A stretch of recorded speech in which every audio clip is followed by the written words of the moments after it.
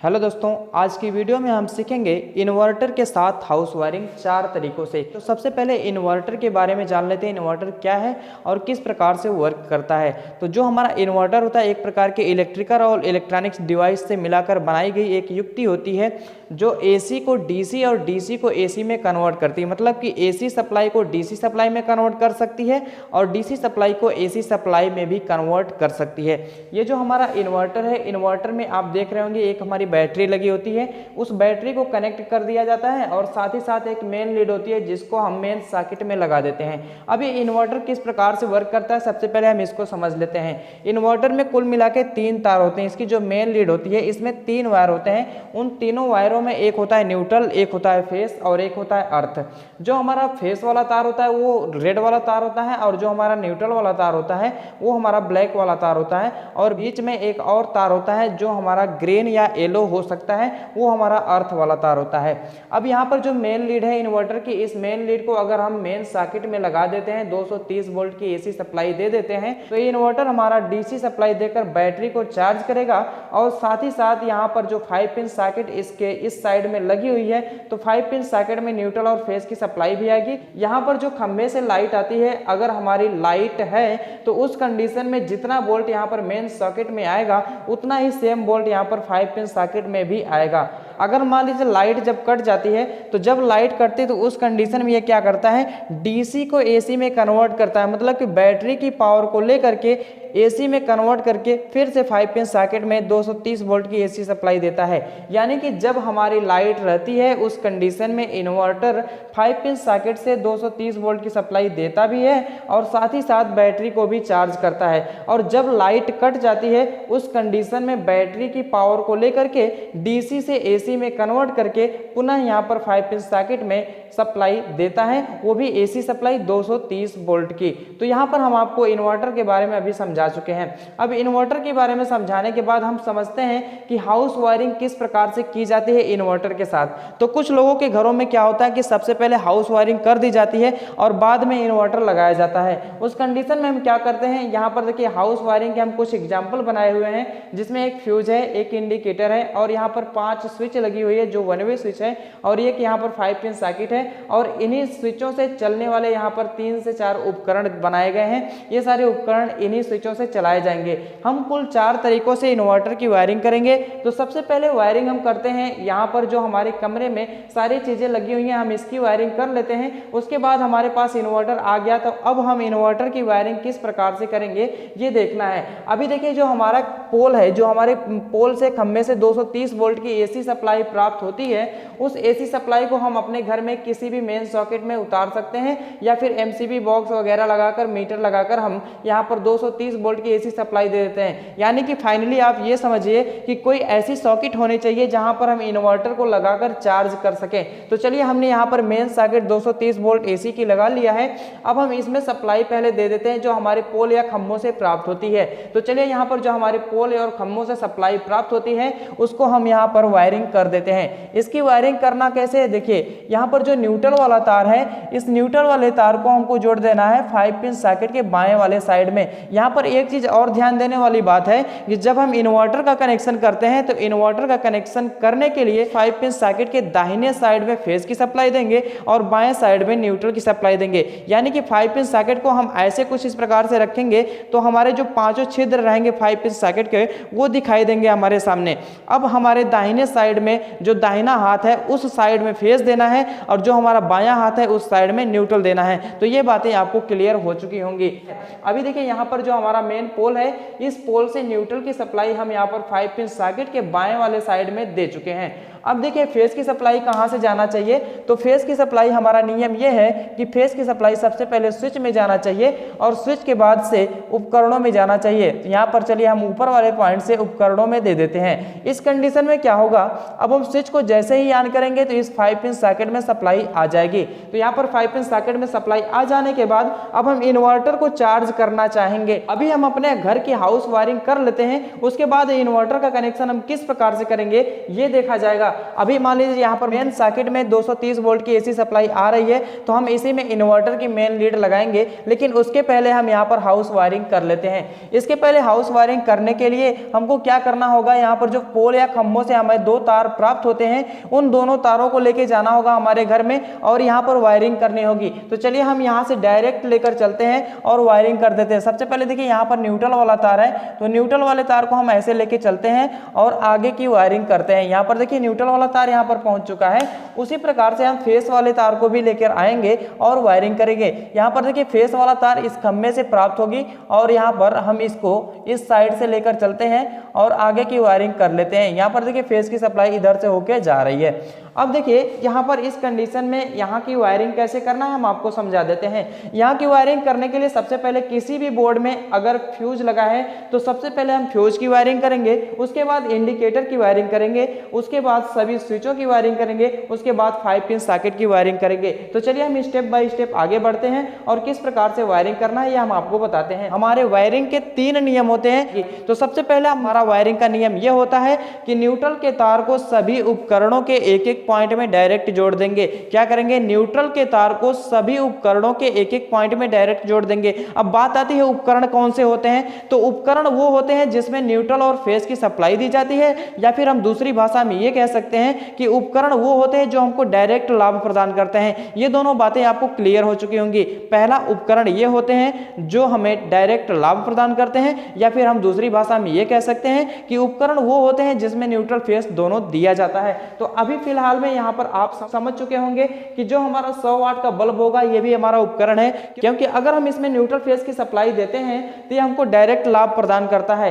तो डायरेक्ट लाभ प्रदान कब करेगा, जब हम इसमें न्यूट्रल फेस की सप्लाई देंगे। मतलब ये बात आपको क्लियर हो गई होगी कि जिन जगहों पर हम न्यूट्रल और फेस की सप्लाई देते हैं वो हमारा उपकरण है। उससे पहले अगर किसी बोर्ड में फ्यूज और इंडिकेटर लगा है तो सबसे पहले फ्यूज और इंडिकेटर की वायरिंग करनी है, उसके बाद से आगे की वायरिंग करनी है। तो चलिए यहाँ पर हम देख लेते हैं कि फ्यूज और इंडिकेटर की वायरिंग किस प्रकार से की जाएगी। यहाँ पर देखिए जब फ्यूज लगाया जाता है तो फ्यूज एज ए प्रोटेक्शन लगाया जाता है, मतलब सुरक्षा की दृष्टि से लगाया जाता है। अगर आगे किसी भी प्रकार का फॉल्ट होता है, शॉर्ट सर्किट होता है, तो ये फ्यूज ब्लो कर जाएगा, आगे की चीजों को जलने नहीं देगा। तो यहाँ पर चलिए हम न्यूट्रल की वायरिंग पहले कर लेते हैं। न्यूट्रल के तार को सबसे पहले ले जाके डायरेक्ट जोड़ना है इंडिकेटर के एक पॉइंट पे। अगर यहाँ पर 2 फ्यूज लगा रहता है तब हम क्या करते हैं, अगर हम यहाँ पर 2 फ्यूज लगाते तो उस कंडीशन में एक फ्यूज में न्यूट्रल का तार जाता और दूसरे फ्यूज में फेस का तार जाता। फिलहाल यहाँ पर एक ही फ्यूज लगा हुआ है तो हम क्या करेंगे, फ्यूज में फेस वाला तार लेके जाते हैं, ये हमारी प्राथमिकता बनती है।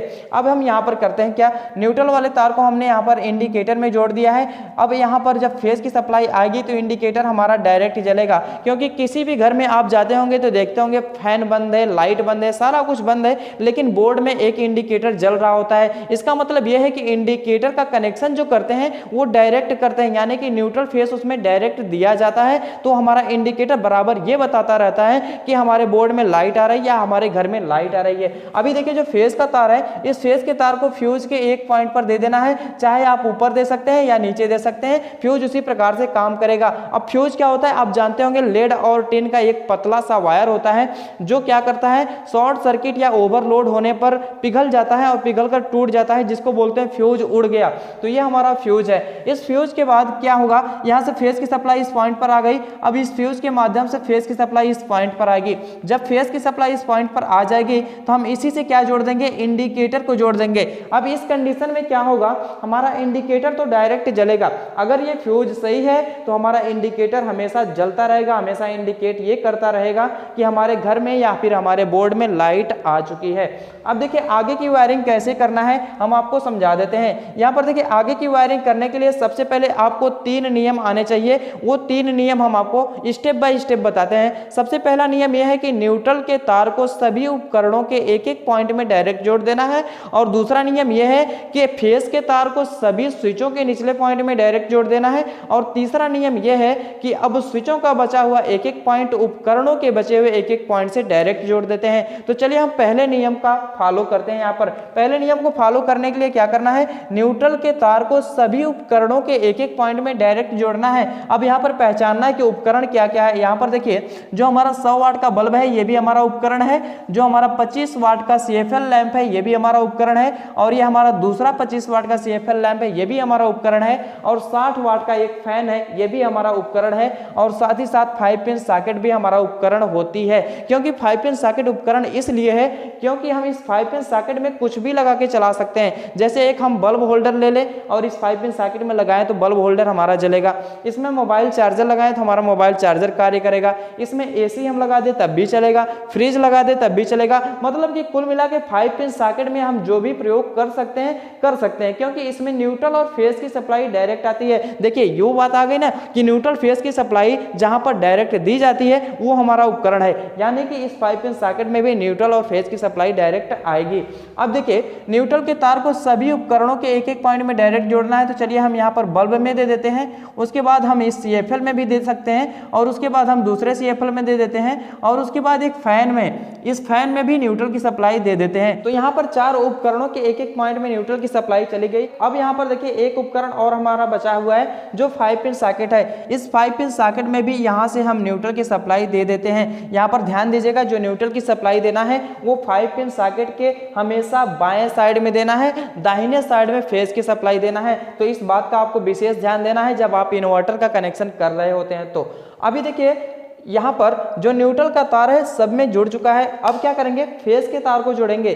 फेज के तार को जोड़ने के लिए सबसे पहले हमारा दूसरा नियम ये होता है कि फेज के तार को सभी स्विचों के निचले पॉइंट में डायरेक्ट जोड़ देना है। पहले नियम क्या था, पहला नियम ये था न्यूट्रल के तार को सभी उपकरणों के एक एक पॉइंट में डायरेक्ट जोड़ देना है। अब दूसरा नियम क्या है, फेज के तार को सभी स्विचों के निचले पॉइंट में डायरेक्ट जोड़ देना है। तो फेज का तार यहाँ तो आ गया है, अब हम यहाँ से फेज का तार नहीं लाएंगे क्योंकि हमारा फेज यहाँ तक आ गया है। अब यहीं से हम क्या करेंगे, एक वायर लेंगे और सभी स्विचों के एक एक पॉइंट में डायरेक्ट जोड़ देंगे। एक एक पॉइंट में मतलब निचले पॉइंट में सभी स्विचों में डायरेक्ट जोड़ देंगे। तो यहाँ पर देखिए सभी स्विचों के निचले पॉइंट में डायरेक्ट ये फेज की सप्लाई जुड़ चुकी है।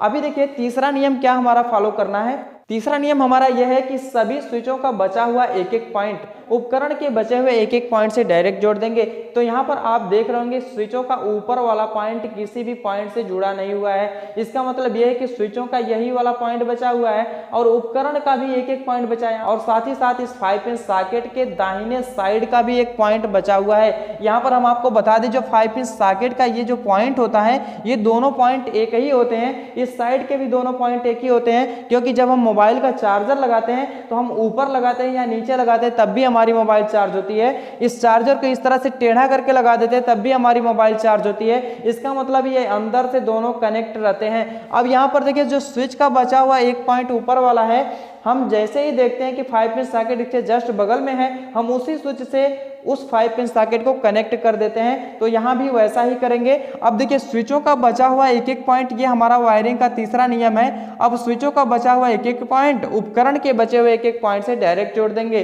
तो इस स्विच का बचा हुआ एक पॉइंट उपकरण के बचे हुए दाहिने वाले पॉइंट से हमने डायरेक्ट जोड़ दिया। तो ये हमारा 5 पिन सॉकेट का कनेक्शन इस स्विच के द्वारा हो गया। अब हम इस स्विच को जैसे ही प्रेस करेंगे इस 5 पिन सॉकेट में न्यूट्रल और फेज की सप्लाई आने लगेगी, क्योंकि न्यूट्रल तो डायरेक्ट ही आ रहा है क्योंकि डायरेक्ट ही हमने कनेक्शन किया है। बाकी फेज का कनेक्शन हम इस स्विच के द्वारा किए हैं। इस स्विच को जैसे ही हम ऑन करेंगे इसमें हमारी फेज की सप्लाई आने लगेगी। तो हमको इस 5 पिन सॉकेट में न्यूट्रल और फेज की सप्लाई दोनों मिल जाएगी। तो हम इस 5 पिन सॉकेट का इस्तेमाल किसी भी चीज के लिए कर सकते हैं, किसी भी उपकरण के लिए कर सकते हैं, जैसे हमारा मोबाइल चार्ज करना या फिर होल्डर बल्ब जलाना या फिर पंखा को चलाना। तो हम इस 5 पिन सॉकेट से न्यूट्रल फेज ले सकते हैं फाइनली।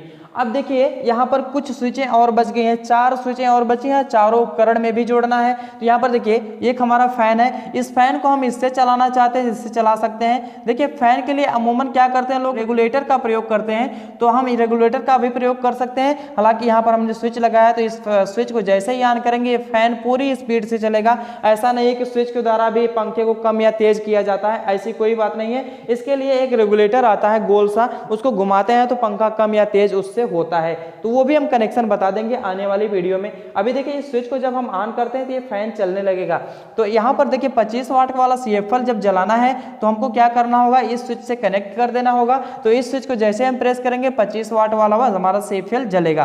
तो यहाँ पर देखिए इस स्विच को भी हम कनेक्ट कर दिए 25 वाट वाले CFL से, और एक हमारा 100 वाट का बल्ब बचा है तो इसके भी दूसरे पॉइंट को हम क्या कर देंगे, इस स्विच से कनेक्ट कर देंगे। इस कंडीशन में हमारी एक हाउस वायरिंग जो है पूरी हो चुकी है, इस बोर्ड की वायरिंग पूरी हो चुकी है। अब हम क्या करेंगे, हमको इन्वर्टर के साथ कनेक्शन करना है। तो यहाँ पर देखिए प्रॉपरली क्या हुआ, जब हमारी लाइन रहेगी, यानी कि जब हमारी खंभे या पोल की लाइन रहेगी, उस कंडीशन में हमारे सारे उपकरण यहाँ पर चलेंगे, लेकिन स्विच को ऑन करने के बाद चलेंगे। यह बात आपको समझ में आ गई होगी। अब कनेक्शन करना है हमको इन्वर्टर का। तो इन्वर्टर का कनेक्शन हम 4 तरीकों से आपको करके दिखाएंगे। 4 तरीकों से इन्वर्टर का कनेक्शन कैसे किया जाएगा, सबसे पहले हम स्टेप बाय स्टेप आपको समझा देते हैं। तो सबसे पहला तरीका हमारा यह है फर्स्ट मेथड, हम इसको लिखेंगे फर्स्ट मेथड, यानी कि पहला तरीका। तो पहला तरीका हमारा ये होता है कि जो हमारा इन्वर्टर है, इन्वर्टर से हम 2 तार लेके जाते हैं और हमारे उपकरणों में जोड़ देते हैं। तो यहाँ पर देखिए इन्वर्टर से हम 2 तार लेके जाएंगे और इससे हम जोड़ देंगे। तो चलिए हम यहाँ पर इसको जोड़ देते हैं। अभी हम आपको समझाते हैं कि इससे जोड़ने से फायदा क्या होगा। यहाँ पर देखिए हम दोनों तारों को तोड़ दिए। अब क्या करना है, इन्वर्टर के दाहिने वाले साइड से, यानी कि इन्वर्टर जो 5 पिन सॉकेट होता है उसके दाहिने वाले साइड से हम फेज की सप्लाई लेकर जाएंगे, और जो हमारा बायां वाला साइड है, यानी कि ये वाला साइड, इस साइड से हम क्या लेके जाएंगे, न्यूट्रल की सप्लाई लेके जाएंगे और हमारे उपकरणों में हम जोड़ देंगे। जिस प्रकार से इसकी वायरिंग हुई है, फाइनली वायरिंग हो ही चुकी है, तो हम यहाँ पर जाके इसके मेन पॉइंट में जोड़ देंगे, यानी कि मेन लीड में जोड़ देंगे, जो हमारा ये वाला तार जुड़ा हुआ था। तो यहाँ पर देखिए न्यूट्रल और फेज की सप्लाई हमारी जुड़ चुकी है। तो यहाँ पर देखिए कुल मिला के ये हुआ कि अभी हम इसको लाइट से चला रहे थे, मतलब खंभे की लाइट से चला रहे थे। अब इस कंडीशन में क्या होगा, ये इन्वर्टर से भी चलेगा। इन्वर्टर से कैसे चलेगा हम आपको यहाँ पर स्टेप बाय स्टेप बताते हैं। यहाँ पर देखिए जो हमारी इन्वर्टर की मेन लीड है, इस मेन लीड को इस 5 पिन सॉकेट में लगाना ही पड़ेगा। तो चलिए हम इसको लगा लेते हैं। यहाँ पर मेन लीड में आप जानते होंगे जो 3 पिन टॉप होता है, उसके ऊपर वाला जो पॉइंट होता है वो अर्थिंग वाला पॉइंट होता है, बाकी बाएं साइड वाला जो पॉइंट होता है वो न्यूट्रल होता है, और दाहिने साइड वाला जो पॉइंट होता है वो हमारा फेस वाला होता है। तो हम इसी प्रकार से इसको कनेक्ट कर देते हैं। यहाँ पर देखिए जो फेस वाला तार है हम इस मेन सॉकेट के दाहिने साइड में कनेक्ट कर देंगे, और जो हमारा बीच वाला पॉइंट है, इस बीच वाले पॉइंट को हम अर्थिंग वाले पॉइंट पर कनेक्ट कर देंगे, यानी कि जो हमारा 5 पिन सॉकेट का बीच वाला पॉइंट होता है ये अर्थिंग वाला पॉइंट होता है। तो हमने इसको कनेक्ट कर दिया। अभी देखिए न्यूट्रल की सप्लाई भी देना है, तो न्यूट्रल के तार को हमको यहाँ पर कनेक्ट कर देना है। मतलब फाइनली हमारे समझाने का मतलब यह है कि जो हमारी मेन लीड का 3 पिन टॉप या 5 पिन टॉप होता है, उस टॉप को 230 वोल्ट AC सप्लाई जो हमारा मेन सॉकेट है, जो हमारी खंभे से लाइट आ रही है, उसमें लगा देना है। तो हमने यहाँ पर लगा के आपको दिखा दिया। इस कंडीशन में क्या होगा, जब हमारी खंभे की लाइट रहेगी उस कंडीशन में फेज की सप्लाई इस वायर से होके आएगी और न्यूट्रल की सप्लाई इस वायर से होगी आएगी।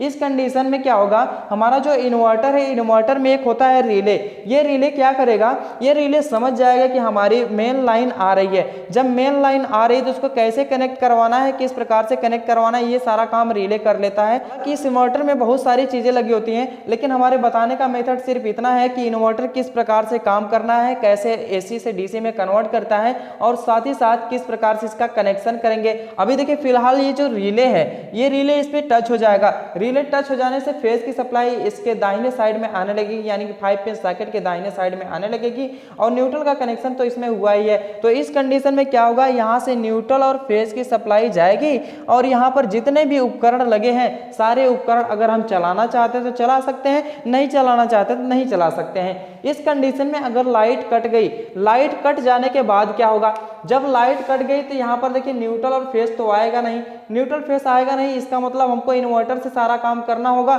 इधर से कोई भी तार नहीं जुड़ा है। इस कंडीशन में क्या होगा, ये बैटरी जो होगी इस इन्वर्टर को पावर देगी। अब इन्वर्टर हमने पहले ही बताया कि यह AC को DC में तथा DC को AC में कन्वर्ट कर सकता है। तो ये इन्वर्टर क्या करेगा, बैटरी से 12 वोल्ट की DC सप्लाई लेकर उसको कन्वर्ट करके इस 5 पिन सॉकेट के दाहिने साइड में फेज और बाएं साइड में न्यूट्रल की सप्लाई 230 वोल्ट की AC सप्लाई प्रोवाइड कराएगा। तो यही दोनों तार तार हमारे जुड़ गए हैं यहाँ पर वायरिंग के लिए। तो यहाँ पर जितने भी उपकरण हैं सारे के सारे इन्वर्टर के द्वारा चलेंगे लाइट के कट जाने के बाद। तो लाइट जब कट जाती है तो इन्वर्टर के द्वारा ये सारी सप्लाई चलेंगी, सारे बल्ब जलेंगे, सारे पंखे चलेंगे, 5 पिन सॉकेट चलेंगे, क्योंकि सब में कनेक्शन किया गया है। तो हम इन्वर्टर के द्वारा जब चला रहे होते हैं उस टाइम में हमको एनर्जी कंजम्पशन की बहुत ही प्रॉब्लम होती है, यानी कि कौन सा उपकरण ज़्यादा ले रहा है, कौन सा उपकरण कम ले रहा है। तो उस कंडीशन में हम क्या करते हैं, जो ज़्यादा वाट के बल्ब होते हैं उसको हम नहीं चलाते हैं, और जो ज़्यादा वाट के उपकरण होते हैं उसको हम नहीं चलाते हैं। जो कम वाट के उपकरण होते हैं उसको हम चलाना चाहते हैं, क्योंकि इन्वर्टर की जो बैटरी है वो बहुत जल्दी डिस्चार्ज हो जाती है अगर हमारे ज़्यादा लोड कनेक्टेड इससे हैं तो उस कंडीशन की भी वायरिंग हम अभी बताएंगे।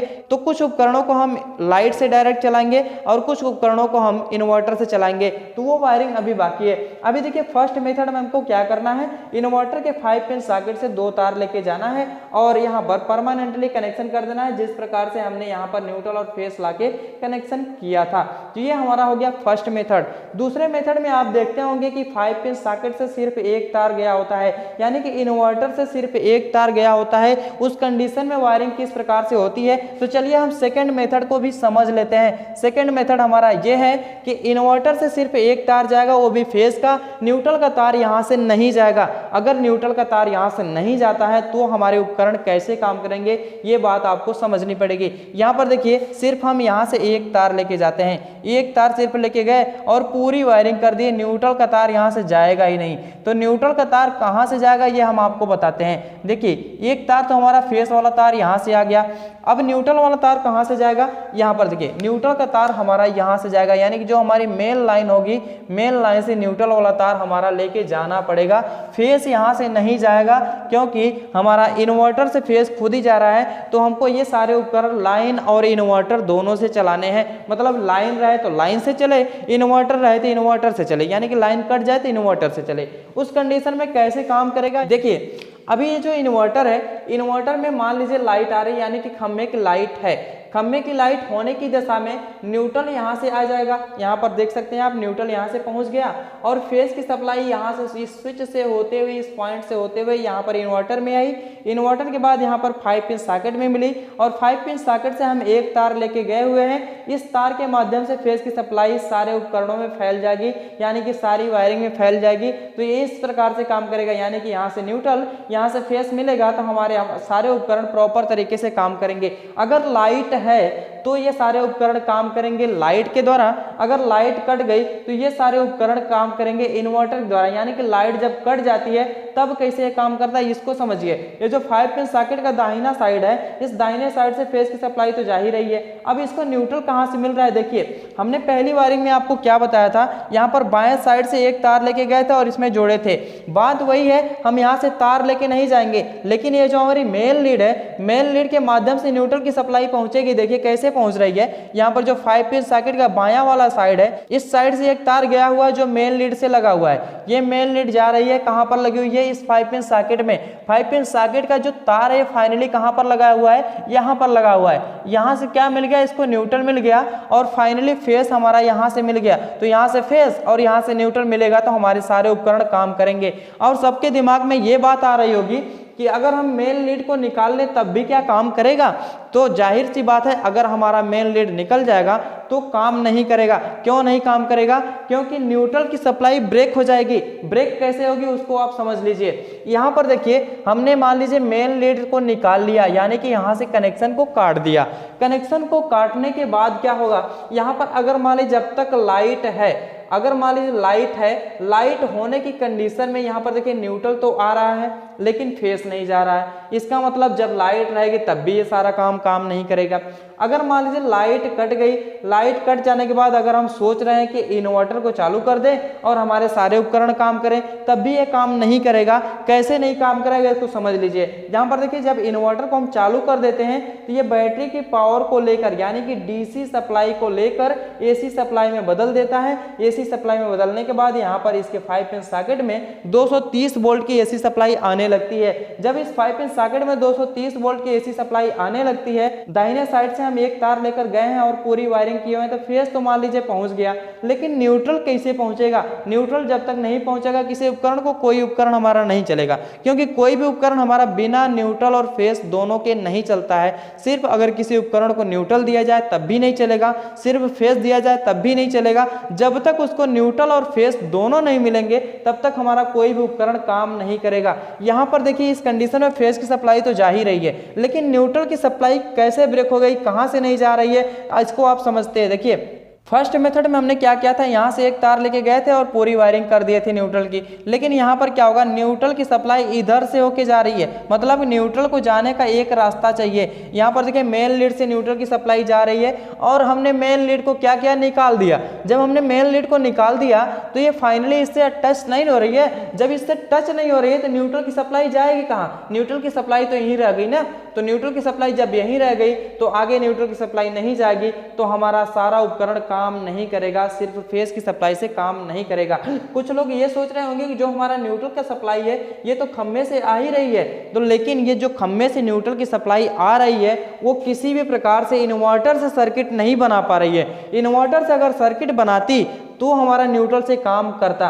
यहाँ पर आप देख सकते हैं न्यूट्रल की सप्लाई इधर से आ रही है, लेकिन ये इन्वर्टर से किसी भी प्रकार से टच नहीं है, किसी भी प्रकार से कनेक्ट नहीं है। इसलिए हमारा जो मेन लीड है, इस मेन लीड को निकालने के बाद हमारा कोई भी उपकरण न तो लाइट रहने पर चलेगा, न ही हमारा कोई भी उपकरण इन्वर्टर से ही चलेगा। तो इस कंडीशन में हमको क्या करना चाहिए, जो हमारे मेन लीड है इस मेन लीड को हमेशा 5 पिन सॉकेट में लगा ही होना चाहिए। अगर ये मेन लीड 5 पिन सॉकेट में हमेशा लगा होता है तो हमारे सारे उपकरण लाइट और इन्वर्टर दोनों से चल पाएंगे। तो चलिए हम इसको जोड़ देते हैं। आई होप आपको समझ में आ गया होगा। यहाँ पर देखिए हमने इसको जोड़ दिया है, सारे कनेक्शन यहाँ पर हो चुके हैं। अब ये हमारा लाइट रहेगी तब भी काम करेगा और लाइट कट जाएगी तब भी काम करेगा। लाइट कट जाने के बाद कैसे काम करेगा, देखिए लाइट अगर मान लीजिए कट गई तो यहाँ से फेज की सप्लाई तो जा ही रही है, फेज की सप्लाई इन्वर्टर के द्वारा जा रही है ना, क्योंकि इन्वर्टर को जब हम चालू करेंगे तो ये बैटरी से सप्लाई लेकर यानी कि डीसी सप्लाई लेकर एसी सप्लाई यहाँ पर प्रोवाइड करवाएगा। तो यहाँ पर फेज की सप्लाई चली गई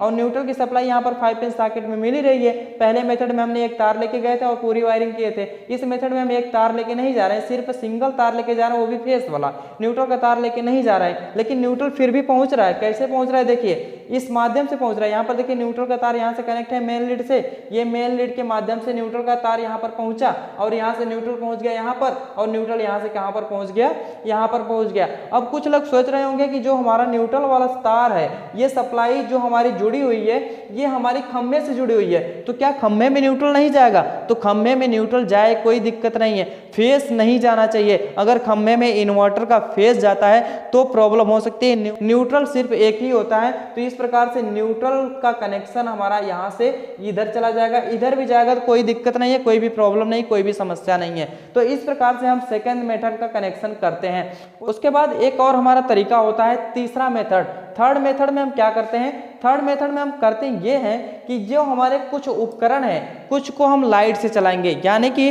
कुछ उपकरण हमारे ऐसे होंगे जिनको हम लाइट से चलाएंगे और कुछ उपकरण ऐसे होंगे जिसको लाइट के कट जाने के बाद इन्वर्टर के द्वारा चलाएंगे। तो चलिए हम उसका कनेक्शन कर लेते हैं, देख लेते हैं किस प्रकार से कनेक्शन होगा। यहाँ पर देखिए जो हमारा फ्यूज है, इस फ्यूज को हम लगाते हैं लाइन में। यहाँ पर देखिए जिसको जैसे जैसे कनेक्ट करना है वैसे वैसे हम पहले लिख देते हैं। लिखने के बाद क्या होगा आपको जल्दी समझ में आएगा। यहाँ पर देखिए जो हमारा फ्यूज है, इस फ्यूज को हम लाइन द्वारा कनेक्ट कर देते हैं। अब यहाँ पर यल लिखने का मतलब ये है कि फ्यूज में सिर्फ खंभे की लाइट आएगी, इन्वर्टर की लाइट नहीं आएगी। इस बात को आप विशेष ध्यान दीजिएगा। और यहाँ पर देखिए जो हमारा इंडिकेटर है इसको भी हम लाइट से ही कनेक्ट कर देते हैं। उसके बाद देखिए यहाँ पर 100 वाट का बल्ब है, ये 100 वाट का बल्ब ज्यादा पावर लेता है एलईडी की अपेक्षा।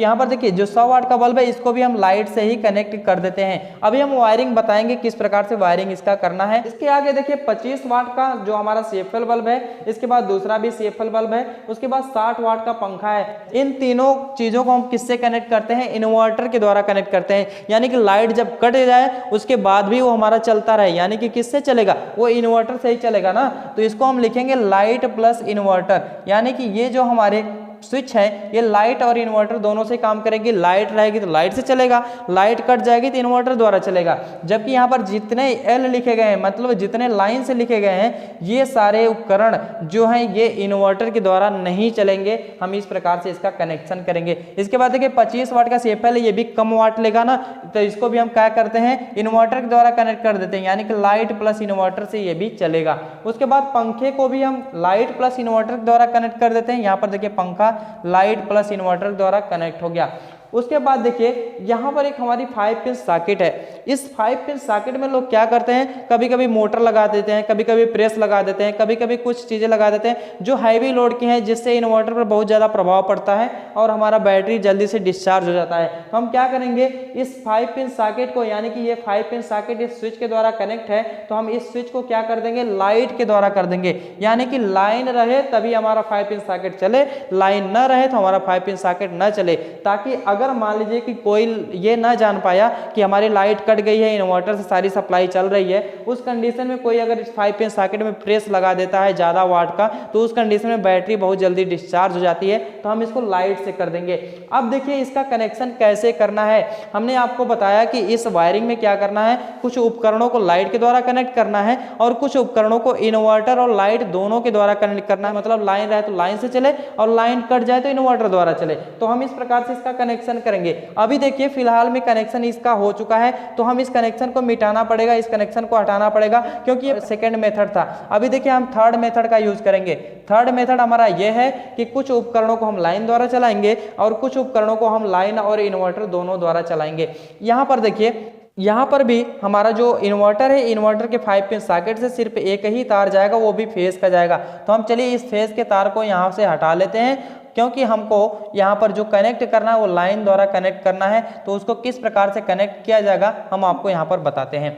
यहाँ पर देखिए जो हमारे खंभे से लाइट आएगी, एक तो न्यूट्रल आ ही रहा है, तो हम एक फेस भी लेकर आएंगे डायरेक्ट। जो हमारी खंभे से लाइट आ रही है वहाँ से हम एक फेस डायरेक्ट लेकर आएंगे, क्योंकि हमको लाइन और इन्वर्टर से दोनों से चलाना है। तो कुछ उपकरणों को केवल लाइन से कनेक्ट करना है, तो केवल लाइन से जिनको जिनको कनेक्ट करना है, उसमें जो खंभे से डायरेक्ट फेस की सप्लाई आएगी वही कनेक्ट होगी। तो चलिए हम यहाँ पर कनेक्ट कर लेते हैं। जहाँ जहाँ पर लाइन लिखा है, यहाँ पर आप देख सकते हैं जहाँ जहाँ पर लाइन लिखा है वो आपको दिख रहा होगा।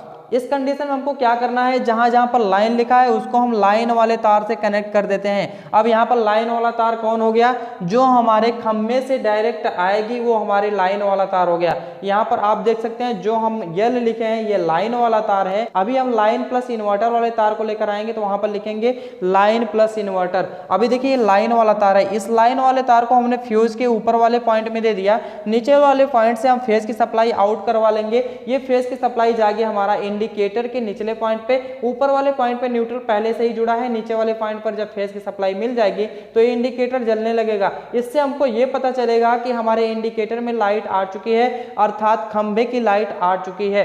अब देखिए यहाँ पर जो हमारा स्विच है, 100 वाट का बल्ब जिस स्विच के द्वारा जलाना है उसमें भी हम लाइन का कनेक्शन दे दिए हैं। अभी देखिए और कहाँ पर लाइन का कनेक्शन देना है, वहां भी हम फेज का तार लेकर जाएंगे और लाइन का कनेक्शन दे देंगे। अभी देखिए यहाँ पर लाइन का कनेक्शन देना है, तो हम क्या करेंगे, यहाँ से एक तार लेकर जाएंगे और यहाँ पर हम जोड़ देंगे। तो यहाँ पर देखिए ये जुड़ चुका है। इस कंडीशन में देखिए कौन कौन से लाइन के द्वारा चलेंगे, जितने भी लाइन से जुड़े हुए हैं उनका इन्वर्टर से कोई मतलब नहीं है, कोई मकसद नहीं है। क्योंकि अगर लाइट हमारी कट जाती है तो इन्वर्टर के द्वारा ये सारी चीजें नहीं चलेंगी जितने भी लाइन से लिखे गए हैं। यहाँ पर देखिए लाइन लिखा गया, ये भी लाइन लिखा है, ये भी लाइन लिखा है और ये भी लाइन लिखा है। अगर लाइट कट गई तो ये सारे उपकरण इन्वर्टर द्वारा नहीं चलेंगे। तो यहाँ पर देखिए इस स्विच को अगर हम ऑन करते हैं और लाइट है तो उस कंडीशन में क्या होगा, इस 5 पिन सॉकेट में न्यूट्रल और फेज की सप्लाई दोनों मिलेगी, तो ये हमारा लाइन के द्वारा चलेगा। अब यहाँ पर लाइट है तो हम इसमें प्रेस भी लगा सकते हैं, कोई हैवी उपकरण भी लगा सकते हैं, तो हमारे इन्वर्टर पर लोड नहीं पड़ेगा क्योंकि हमने इन्वर्टर से इसको कनेक्ट ही नहीं किया है। अब यहाँ पर देखिए 100 वाट का बल्ब भी हम जला सकते हैं क्योंकि हमारी लाइट है, इन्वर्टर के द्वारा हम नहीं चला रहे हैं। तो यहाँ पर हम इस स्विच को प्रेस करेंगे तो 100 वाट का बल्ब जलेगा। इंडिकेटर तो पहले से ही इंडिकेट कर रहा है कि हमारी लाइट है, लाइट रहेगी तभी इंडिकेटर भी जलेगा, लाइट नहीं रहेगी तो इंडिकेटर बुझ जाएगा। अब देखिए यहाँ पर जितने भी उपकरण को हमको लाइन से कनेक्ट करना था, ये सारे उपकरण हम लाइन से कनेक्ट कर दिए हैं।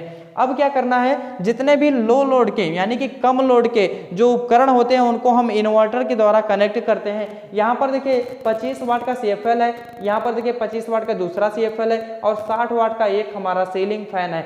तो हम इन तीनों उपकरणों को किससे कनेक्ट करेंगे, इस इन्वर्टर की सप्लाई के द्वारा कनेक्ट करेंगे। अब यहाँ पर देखिए जो इन्वर्टर के दाहिने साइड से यानी कि इन्वर्टर के 5 पिन सॉकेट के दाहिने साइड से एक तार निकाल कर लेकर जाएंगे, इस तार पर हम लिखेंगे लाइन प्लस इन्वर्टर। अब ऐसा क्यों लिखेंगे, क्योंकि आप जानते हैं कि जब तक लाइट रहेगी तब तक लाइट की सप्लाई यहाँ पर मिलेगी और जब लाइट कट जाएगी तो ये DC यानी कि बैटरी की पावर को लेकर AC सप्लाई यहाँ पर कन्वर्ट करके देता है। तो यहाँ पर जब AC सप्लाई आएगी तो ये इन्वर्टर की सप्लाई आएगी, क्योंकि लाइट तो कट गई है ना, जब लाइट कट जाती है तो इन्वर्टर की सप्लाई आती है। तो यहाँ पर हमने ये लिख दिया कि जब तक लाइट रहेगी तब तक ये लाइट से चलेगा और जब लाइट कट जाएगी तो इन्वर्टर से भी चलेगा। यानी कि ये जो तार काम करेगा ये दोनों का काम करेगा, लाइन रहेगी तो लाइन की सप्लाई इसमें फेज की आएगी और जब लाइन कट जाएगी तो इन्वर्टर की फेज की सप्लाई आएगी। तो इस तार को कहां पर जोड़ना है, इस तार को वहां पर जोड़ना है जहां जहां पर लाइन प्लस इन्वर्टर लिखा हुआ है।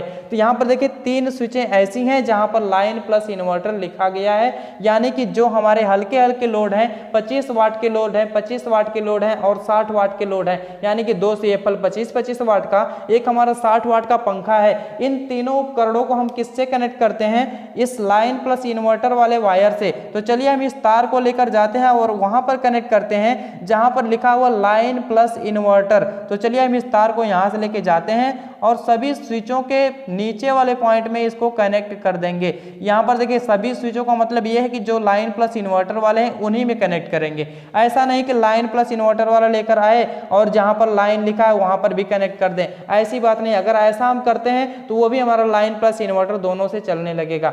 अभी देखिए फिलहाल में 3 जो स्विचें हैं, जो हमारी 25 वाट के CFL के लिए, दूसरी 25 वाट के CFL के लिए और एक हमारा पंखे के लिए जो हमारा गया हुआ है, तो ये तीनों स्विचें लाइट प्लस इन्वर्टर दोनों से काम करेंगी। अर्थात ये है कि जब तक हमारी लाइट है उस कंडीशन में हमारे सारे उपकरण काम करेंगे। क्यों, क्योंकि जिसको हमने लाइट से जोड़ा वो तो काम करेंगे ही करेंगे और जिसको हमने लाइट प्लस इन्वर्टर से जोड़ा वो भी काम करेंगे।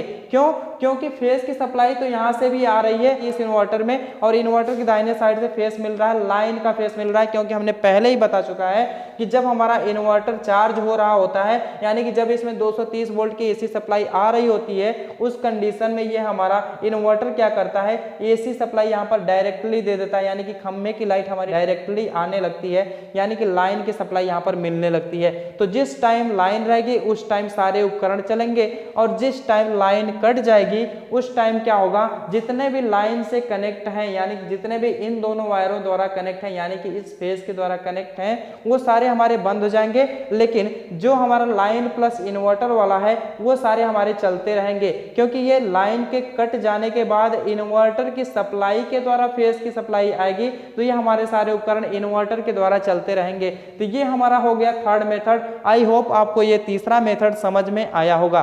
तो चलिए अब हम बढ़ते हैं चौथे तरीके की तरफ। चौथा तरीका हमारा क्या है, किस प्रकार से उसका कनेक्शन करना है। चौथा तरीका एक प्रोफेशनल वायरिंग की तरह की जाती है। प्रोफेशनल वायरिंग का मतलब ये है कि अभी तक देखिए जो हमारा फर्स्ट मेथड था उसमें हम इन्वर्टर से 2 तार लेकर गए थे, यानी कि इन्वर्टर के 5 पिन सॉकेट से हम 2 तार लेके गए थे और पूरी वायरिंग किए थे।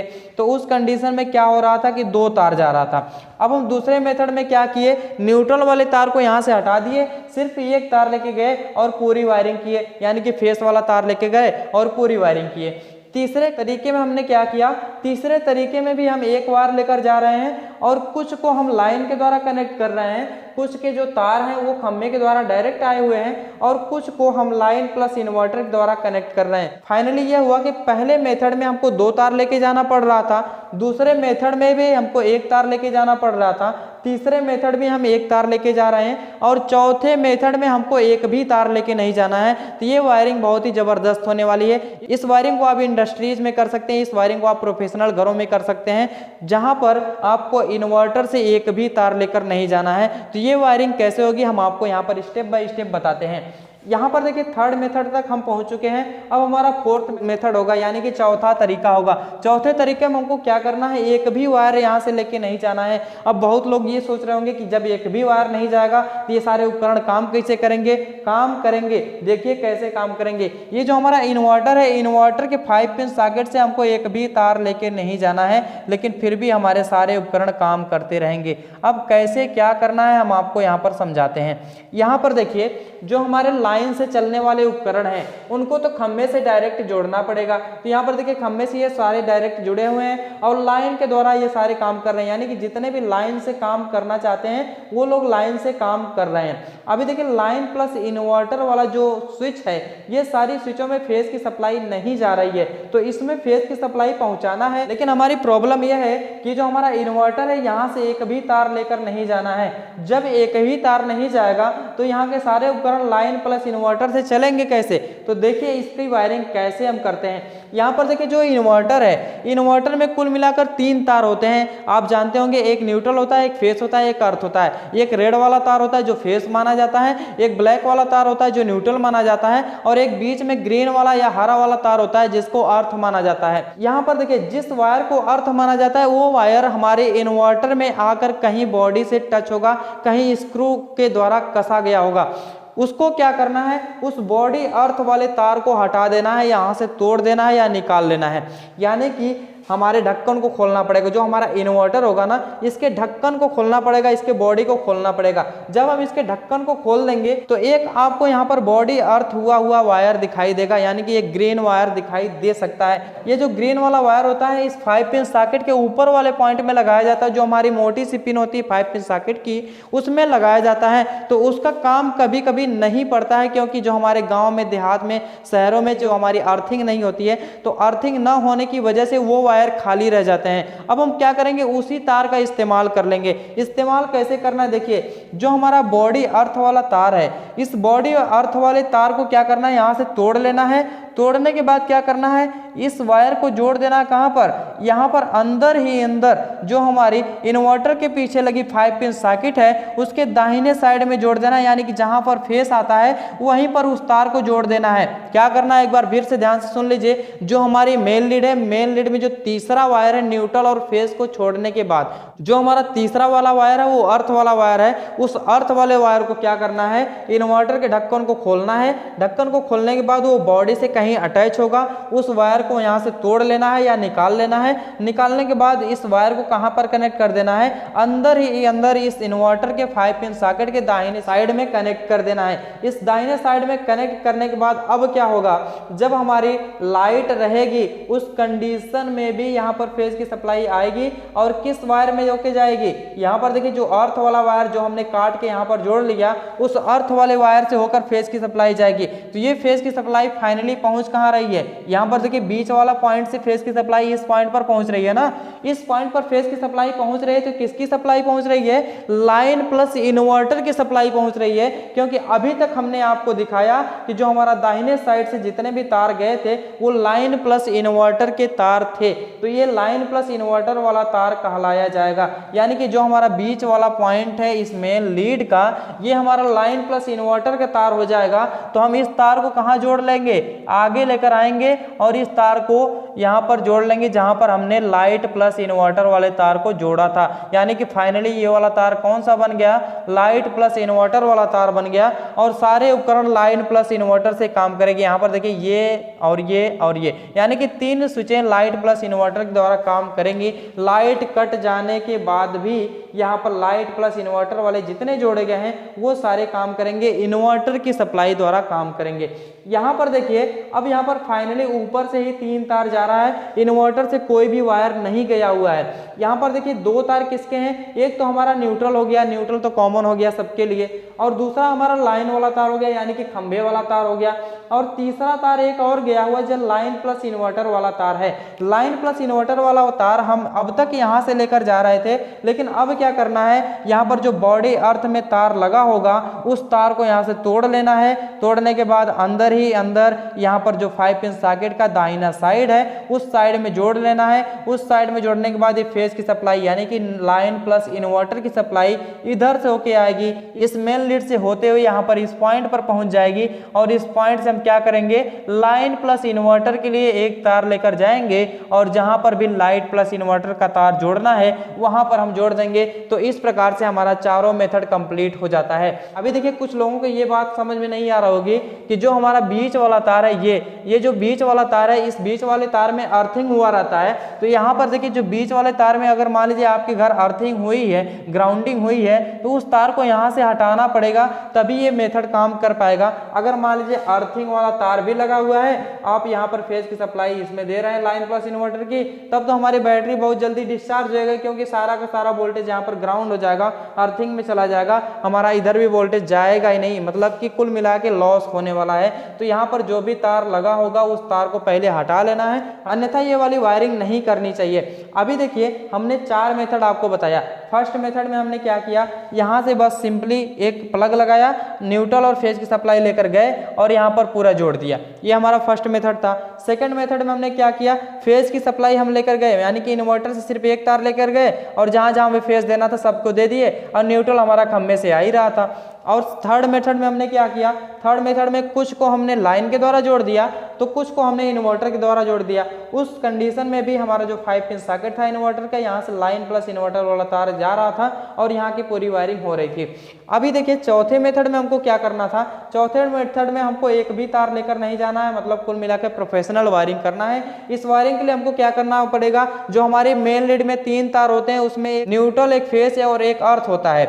जो हमारा न्यूट्रल वाला तार होता है उसको टच नहीं करना है, जो हमारा फेस वाला तार होता है उसको टच नहीं करना है। टच किसको करना है, जो हमारा बॉडी अर्थ वाला तार होता है उस बॉडी अर्थ वाले तार को पहले इन्वर्टर का ढक्कन खोलना है। ढक्कन खोलने के बाद उसके अंदर एक बॉडी अर्थ वाला तार स्क्रू के द्वारा कसा गया होगा कहीं पर, उस तार को या तो निकाल लेना है या तो तोड़ लेना है या तो काट लेना है। उस तार में एक तार जोड़कर क्या करना है, इन्वर्टर के अंदर जो 5 पिन सॉकेट लगी हुई है इस 5 पिन सॉकेट के दाहिने साइड में उस अर्थ वाले तार को जोड़ लेना है। जब हम उस अर्थ वाले तार को जोड़ लेंगे तो यहाँ पर जो 5 पिन सॉकेट में सप्लाई आ रही थी हमेशा 230 वोल्ट की लाइन रह रही थी, लाइन की सप्लाई, जब लाइन कट जा रही थी लाइन प्लस इन्वर्टर की सप्लाई यानी कि बैटरी के द्वारा पावर को लेकर एसी में कन्वर्ट कर देना इस इन्वर्टर का काम होता है। तो बैटरी के द्वारा पावर लेकर ये एसी में कन्वर्ट करता था, तो यहाँ पर 230 वोल्ट की सप्लाई फिलहाल में भी मिलती थी। तो उस कंडीशन में अब ये सप्लाई किससे होकर जा रही, इस अर्थ वाले वायर से होकर जा रही है और इस अर्थ वाले वायर को हम यहाँ पर जब 5 पिन सॉकेट में हम मेन लीड लगाते हैं तो जो ऊपर वाला पॉइंट होता है उसमें लाइन प्लस इन्वर्टर की सप्लाई फाइनली पहुंच रही है। उस कंडीशन में ये एक तार लेकर जाएंगे यहाँ से 5 पिन सॉकेट से ही और लाइन प्लस इन्वर्टर वाला जहां भी जोड़ना होगा वहां पर हम जोड़ देंगे, तो ये हमारा प्रॉपर तरीके से काम करेगा। तो इस प्रकार से आपको इन्वर्टर के साथ हाउस वायरिंग का चारों तरीका समझ में आ गया होगा। अगर आपको इस वीडियो से कोई सवाल या सुझाव हो तो कमेंट बॉक्स में कमेंट कीजिए। चैनल पर नया है तो चैनल को सब्सक्राइब करके बेल आइकन को प्रेस कीजिए ताकि आपको आने वाली सभी इंटरेस्टिंग वीडियो का नोटिफिकेशन मिलता रहे। तो मिलते हैं अगली वीडियो के साथ, तब तक के लिए धन्यवाद। जय हिंद।